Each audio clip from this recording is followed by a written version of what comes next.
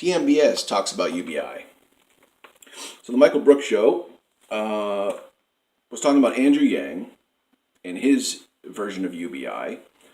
And they brought up a lot of concerns that I haven't heard yet. And I wanted to smash through them here if I could.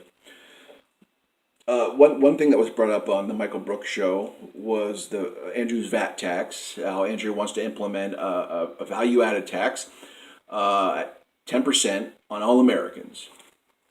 And they were questioning why he would do that when, with wealth income inequality being so vast and all the money sitting up top because of companies like, Amazon, Netflix, Google, and all the major multi-billion-dollar companies aren't paying any taxes. They're literally paying zero in taxes.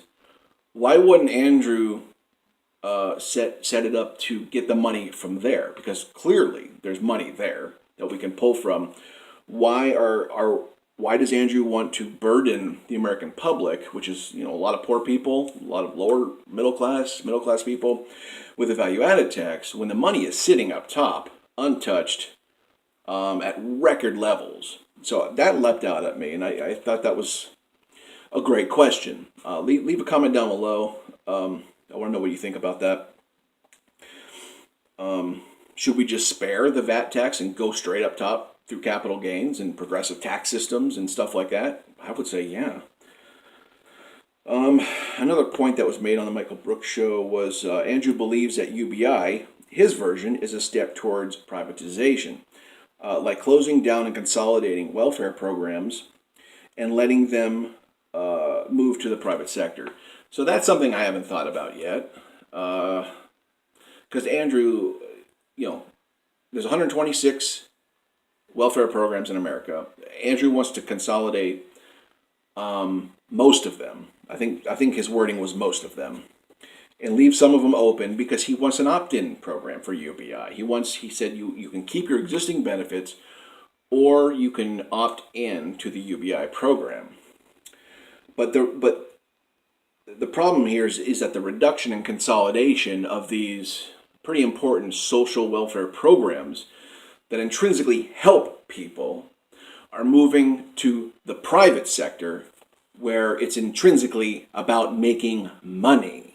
So you're taking social welfare programs, putting it in the private sector, and capitalists whose sole purpose on earth is to make money over the needs of Americans. Full stop. Okay? So is that a good idea to put needed and pretty sensitive social welfare programs that are really tailored for people and consider people's needs over capital, put those in the private sector? That just sounds like a disaster. So that's concerning. And there's some talk on the left too. I remember Mike Figueredo from the Humanist Report was saying something to the effect that I'm for Andrew's UBI, but leave the social welfare programs alone. Because Andrew wants the opt-in program. You either keep existing benefits, shrink the welfare state in the process, or choose your $1,000. So it's kind of like there's a concern that these programs will go to the private sector and just capitalists are going to run a train on them. So that's something I haven't thought about, and I thought that was very insightful about those programs that Andrew wants to close down, moving to the private sector.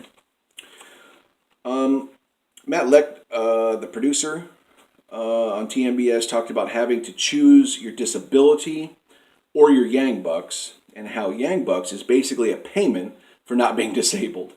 Like, you're going to need disability for basic everyday things, but everyone who doesn't have disability gets an extra $1,000, and the person on disability misses out.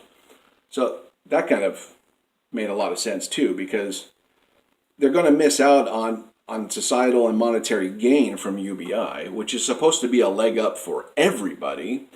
But the people who are on disability will get left out because they're just going to keep their existing benefits or opt into Andrew's program.